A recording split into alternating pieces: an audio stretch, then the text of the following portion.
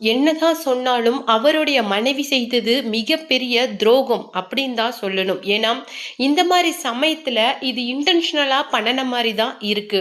எவ்வளவுதான் பிரச்சனைகள் இருந்திருந்தாலும் கிட்டத்தட்ட 1 இயருக்கு முன்னாடி இந்த விஷயத்தை பத்தி அவங்க பேசியிருக்கலாம். ஆனா கரெக்டாக டைம் பார்த்து அடிச்சிருந்துக்கிறது அப்படிங்கிறது அவருக்கு செஞ்ச துரோகமாக தான் தெரியுது.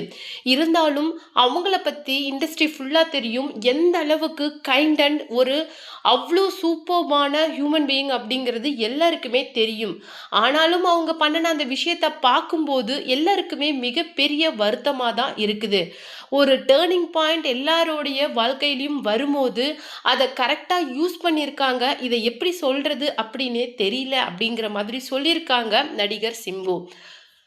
விஜய் மற்றும் அவருடைய மனைவியோட விவாகரத்து அப்படிங்கிறது மிகப்பெரிய அளவுக்கு சர்ச்சையை ஏற்படுத்தியிருந்தது. அதே அளவுக்கு தான் ஜெயம் ரவி மற்றும் ஆர்த்தி ரவியோட அந்த விவாகரத்து அப்படிங்கிறது கெனிஷா வந்ததுனால அவங்களுடைய வாழ்க்கையிலும் விவாகரத்து அப்படிங்கிறது வந்திருந்தது. ஆனால் அதுக்கு மாறா ஜெயம் ரவி முன் வச்ச விஷயங்கள் அப்படிங்கிறது வேற.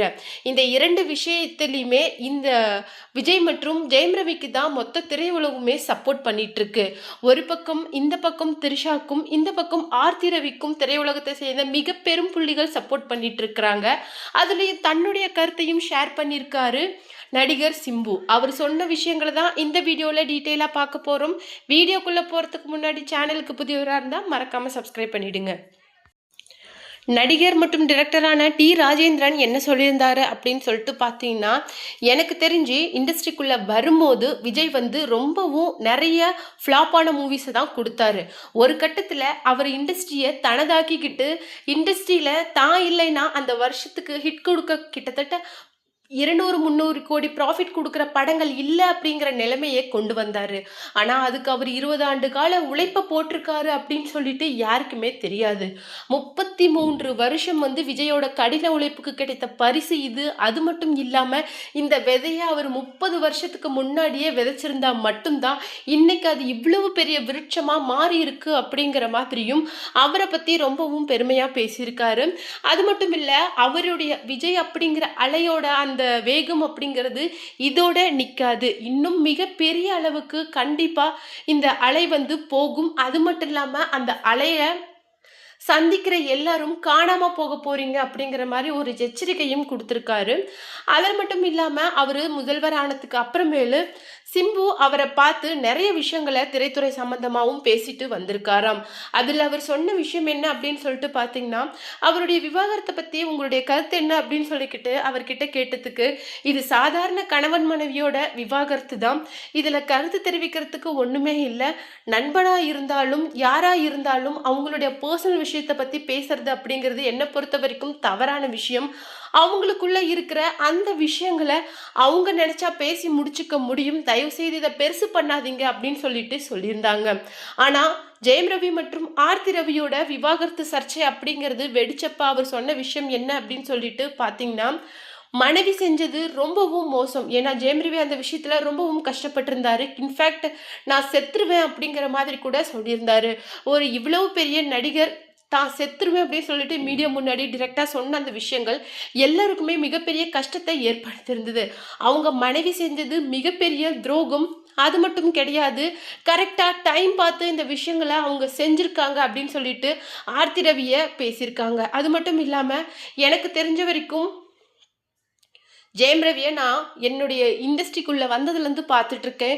அவர் மாதிரி ஒரு சாஃப்ட் அண்ட் கைண்டான பர்சன் வந்து இந்த இண்டஸ்ட்ரியில் பார்க்க முடியாது. அவ்வளோ ஒரு நேர்மையான பர்சன். ஆனால் அவனையே இந்தளவுக்கு வைலண்ட்டாக மாற்றிருக்கீங்க அப்படின்னா எவ்வளவு டார்ச்சர் நீங்கள் அணுவணுவாக அவங்களுக்கு கொடுத்துருப்பீங்க.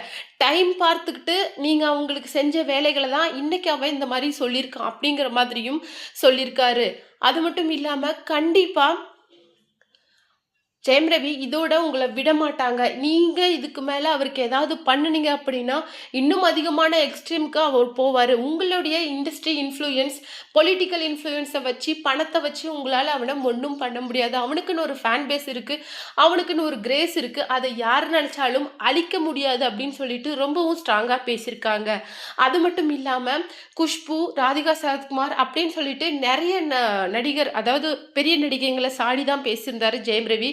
அதுக்கு கருத்து தெரிவித்த சிம்பு என்ன சொல்லியிருக்காரு அப்படின்னு சொல்லிட்டு பார்த்தீங்கன்னா, இந்த விஷயத்தெல்லாம் சிலர் பேசுறத பார்க்கும்போது எனக்கு வேடிக்கையா இருக்குது. ஒரு பக்கம் பணம் உள்ளவங்களுக்கும், இன்னொரு பக்கம் அதிகாரம் உள்ளவங்களுக்கும் சப்போர்ட் பண்ற மாதிரி ரொம்பவும் வெட்ட வெளிச்சமா தெரியுது. ஜெயம் ரவி விஷயத்துல ஆர்த்திக்கும், முதல்வர் விஜயோட விஷயத்துல நடிகை த்ரிஷா பக்கமும் பேசுறது எந்த விதத்துல நியாயம்? எதுவா இருந்தாலும் நியாயமா தான் பேசணும். இல்ல அப்படிங்கிற பட்சத்துல கருத்து தெரிவிக்கிறத நிறுத்திடணும் அப்படிங்கிற மாதிரியும் சொல்லியிருக்காரு. அவரு ஆரம்பத்துல இருந்தே முதல்வர் விஜய் மற்றும் சங்கீதாவோட அந்த விவாகரத்து விஷயம் தொடர்பா எந்த விதமான கருத்தும் தெரிவிக்கல. ஏன்னா அவங்க இண்டஸ்ட்ரியில கிட்டத்தட்ட 25 வருஷமா சேர்ந்திருக்கிற கப்பல் அப்படிங்கிறது எல்லாருக்குமே தெரியும். அவங்களுடைய அந்த உறவு அப்படிங்கிறது இண்டஸ்ட்ரி ரொம்ப விரும்பி பார்த்த கப்புள்ஸ். அவங்களுக்கு அப்புறம் சூர்யா ஜோதிகா அப்படின்னு சொல்லிட்டு நிறைய கப்புள்ஸ் வந்து இன்னமும் ரொம்ப ஒரு ஐகானிக்கா இருந்துட்டு வராங்க. அந்த வகையில பார்க்கும்போது முதல்வர் விஜய் விஷயத்த பொறுத்த வரைக்கும் இந்த விஷயத்தெல்லாம் யாரோ கதை கட்டி விட்ட மாதிரி தான் எனக்கு தெரியுது. அவங்க சொன்னது 1% இருந்தாலும் மற்ற 99% எனக்கு தெரிஞ்சு மீடியா தான் அதிகப்படுத்தி விட்டுருக்காங்க அப்படின்னு நினைக்கிறேன். இது ஒரு சாதாரண கணவன் மனைவி சண்டை, குடும்ப பிரச்சனை. இது ஒரு மிடில் கிளாஸ் ஃபேமிலியில ஏற்படுறது தான் அப்படின்னாலும், ஆனா இப்போ வந்து ஒரு பக்கம் பணம், இன்னொரு பக்கம் அதிகாரம்னு சொல்லிட்டு இந்த விஷயத்த பூதாகரமா நாளுக்கு நாள் பெருசு பண்ணிட்டு இருக்கிறது மீடியா தான். இன்னும் இந்த பிரச்சனை நீங்க எங்க கொண்டு போய் முடிக்கலாம்னு நினைச்சிட்டு இருக்கீங்க அப்படின்னு சொல்லிட்டு எனக்கு தெரியல. இந்த ப்ராப்ளம விட்டா அதுவே சால்வ் ஆயிடும். ஆனா நீங்க விட மாட்டீங்க. ஒவ்வொரு டைமும் அவரை பொறுத்த வரைக்கும் உங்களுடைய பார்வை அப்படிங்கிறது கழுகு பார்வையா தான் இருக்குது.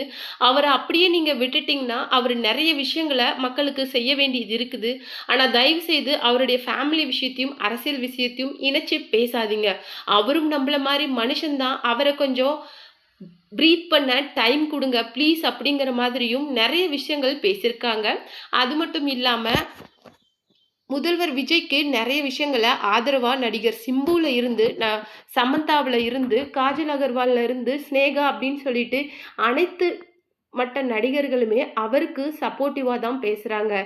குழந்தைகளா விளையாடுற மனுஷனால ஒருபோதும் தன்னுடைய குழந்தைகளுக்கோ மனைவிக்கோ துரோகம் அப்படிங்கிறத கடுகளவு கூட செய்ய முடியாது. ஏன்னா எந்த அளவுக்கு பெண்கள் மேலேயும் குழந்தைகள் மேலேயும் மரியாதை பாசம் அப்படிங்கிறத வச்சிருக்காரு அப்படின்னு சொல்லிட்டு அவரோட பழகினவங்களுக்கு மட்டும்தான் தெரியும். 25 வருஷம் இண்டஸ்ட்ரியில ஒரு ஜென்யூனான ஒரு பர்சனா இருக்கிறது அப்படிங்கிறது சாதாரண விஷயம் கிடையாது. அதை கடந்ததுனால தான் இன்னைக்கு அவர் சூப்பர் ஸ்டாராகவும் இன்னைக்கு முதல்வராகவும் ஆயிருக்காங்க. அப்படிப்பட்ட பர்சனல் லைஃப்பை பார்க்கறது அப்படிங்கிறது ரொம்பவும் தவறான விஷயம். நண்பனாக இருந்தாலும் கூட அவனுடைய பர்சனை பற்றி கேட்குறதோ பேசுகிறதோ விமர்சனம் பண்ணுறது அப்படிங்கிறது என்னை பொறுத்த வரைக்கும் தவறான விஷயம். அப்படிங்கிற மாதிரி நிறைய விஷயங்களை ஓப்பனாக பேசியிருக்காங்க நடிகர் சிலம்பரசன். அது மட்டும் இல்லாமல் முதல்வரோட இந்த அரசியல் பயணத்துக்கும் வாழ்த்துக்கள் தெரிவித்தது மட்டும் இல்லாமல் இன்னும் பெரிய லெவலுக்கு அவர் கண்டிப்பாக போவார், வெயிட் அண்ட் சி அப்படிங்கிற மாதிரி அவருடைய பாணியில் சொல்லியிருக்காரு சிலம்பரசனோட தந்தையான டி ராஜேந்திரன்.